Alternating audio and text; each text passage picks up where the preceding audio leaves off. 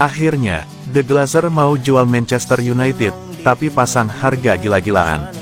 Keluarga Glazer akhirnya memberi sinyal bersedia menjual Manchester United tapi hanya jika ada pihak yang sanggup menebus setam merah dengan harga mencengangkan yakni 5,2 miliar pound atau sekitar 115 triliun rupiah. Angka tersebut lebih dari 2 kali lipat nilai pasar klub saat ini yang ditaksir di angka 2 miliar pound. Sejak mengakuisisi Manchester United pada 2005 dengan harga 790 juta pound, keluarga Glazer telah menghadapi tekanan besar dari para supporter yang menuntut mereka untuk menjual kepemilikan klub. Namun, meski diterpa gelombang protes dan menurunnya kepercayaan publik, mereka tetap enggan melepaskan saham.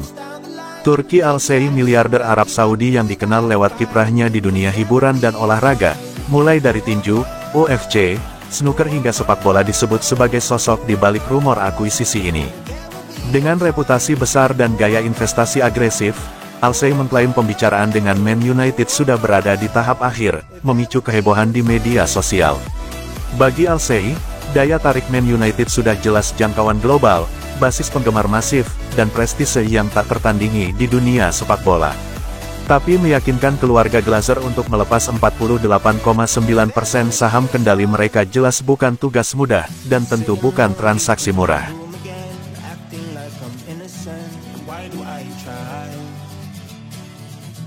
Now I'm feeling like a fool again, thinking I can fool myself by telling me lies.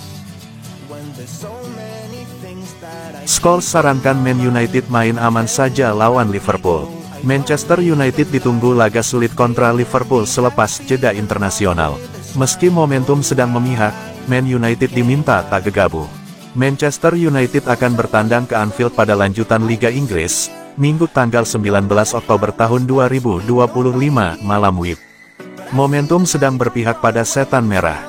Kemenangan 2-0 atas Sunderland sebelum jeda internasional mengurangi tekanan pada Man United.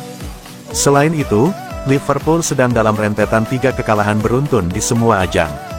Meski demikian, gelandang legendaris Man United Paul Scholes merasa Ruben Amorim perlu sangat berhati-hati dan tak terbawa situasi.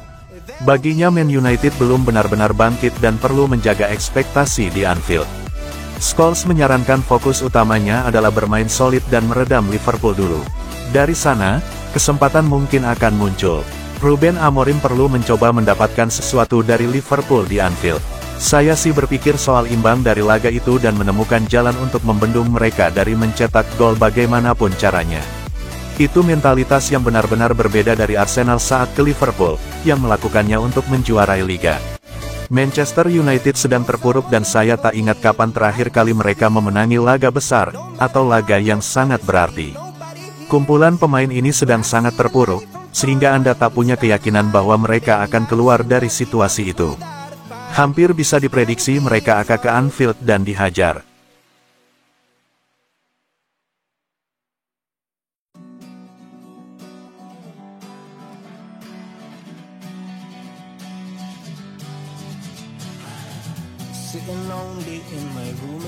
Bruno Fernandes soal rumor pindah ke Arab Saudi, skenario yang mustahil. Gelandang Manchester United Bruno Fernandes kembali dikaitkan dengan klub Arab Saudi. Muncul rumor yang mengklaim Fernandes akan pindah usai Piala Dunia 2026. Fernandes sempat dikabarkan diincar Al Hilal pada musim panas lalu. Al Hilal mencoba merayu pemain berusia 31 tahun itu dengan bayaran selangit. Namun, usai bicara dengan Al Hilal dan Ruben Amorim, Fernandes memutuskan untuk bertahan di Man United.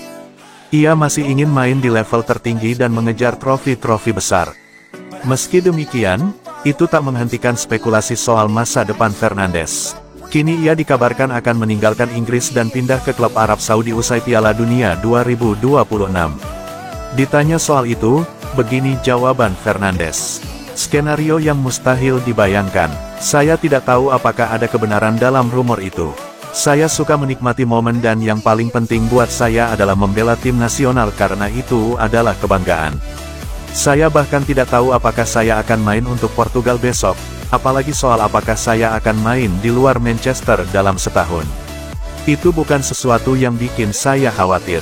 Saya bahagia dengan posisi saya saat ini, kalau tidak saya tidak akan bertahan di Man United. Tapi jujur saja itu bukan sesuatu yang benar-benar mengganggu saya. Cause now I'm feeling like a fool again, thinking I can fool myself by telling me lies. When there's so many things that I keep in my mind, I hang around people I don't even like.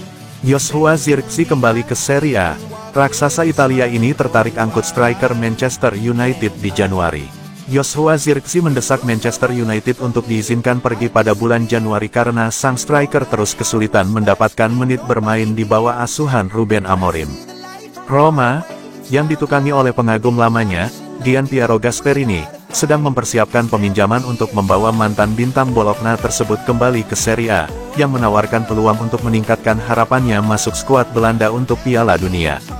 Roma sedang menjajaki kemungkinan peminjaman pemain internasional Belanda tersebut pada bulan Januari, menurut laporan dari Gazzetta dello Sport. Zirkzee, yang mengalami masa-masa sulit di Old Trafford setelah pindah dari Bologna, ingin mendapatkan kesempatan bermain reguler untuk meningkatkan peluangnya meyakinkan Ronald Koeman agar memasukkannya ke dalam skuad de oranye untuk Piala Dunia 2026. Sejak transfernya senilai 42,5 juta euro dari Bologna pada musim panas 2024, Zirkzee belum memberikan dampak yang signifikan di United. Pemain berusia 24 tahun tersebut hanya bermain selama 82 menit dalam 4 penampilan sebagai pemain pengganti musim ini, menempatkannya di belakang Matescunya, Benjamin Sesko, dan Bryan Mbeumo dalam daftar pilihan utama. Karena belum pernah menjadi starter satu pertandingan pun di musim 2025/26, United mungkin harus puas dengan banderol sekitar 30 juta euro jika mereka ingin melepasnya.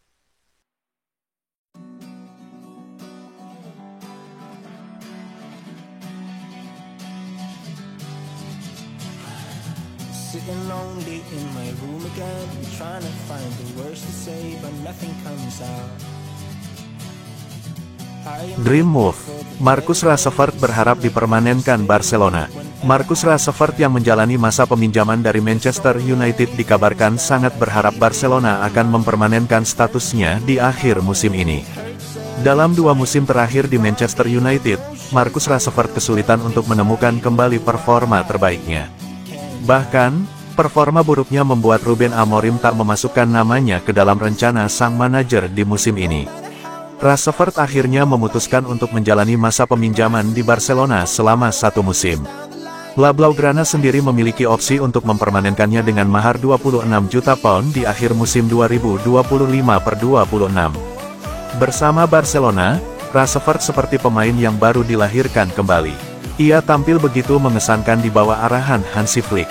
Dari 10 penampilan di semua kompetisi, Rashford berhasil mencetak 3 gol dan menyumbangkan 8 assist. Dari 3 gol yang dicetaknya, 2 diantaranya dicetak saat melawan Newcastle United di Liga Champions untuk membantu mereka mengalahkan The Magpies. Usai menunjukkan penampilan yang mengesankan bersama Barcelona, Marcus Rashford mulai menarik minat sejumlah klub top Eropa seperti Paris Saint-Germain. Namun seperti kabar yang dilansir dari The Mirror, Rashford bahagia di Barcelona dan ingin sekali menandatangani kontrak permanen serta mewujudkan impian masa kecilnya bermain untuk juara bertahan Spanyol tersebut.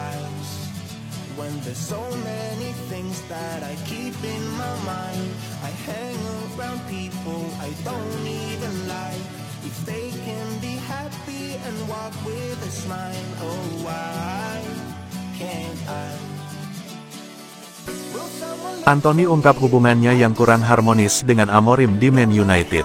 Kedatangan Anthony ke Manchester United pada tahun 2022 sempat disambut euforia besar. Ex-pemain Ajax itu diproyeksikan menjadi motor serangan baru setan merah di era pasca Cristiano Ronaldo. Namun, perjalanan karirnya di Inggris justru berakhir pahit dan penuh tekanan. Dengan banderol fantastis 86 juta pound, Anthony datang membawa ekspektasi tinggi. Namun performanya tak pernah konsisten, bahkan cenderung menurun di musim-musim berikutnya. Catatan 12 gol dan 5 assist dalam 96 penampilan membuat namanya sulit lepas dari kritik tajam supporter maupun media Inggris. Situasi semakin rumit setelah Ruben Amorim menunjuk menggantikan Erik ten Hag. Anthony kehilangan tempat di skuad utama dan harus menjalani latihan terpisah dari tim inti. Ia bahkan sempat dimasukkan ke kelompok Bomb Squad bersama pemain yang dianggap surplus dalam proyek Amorim.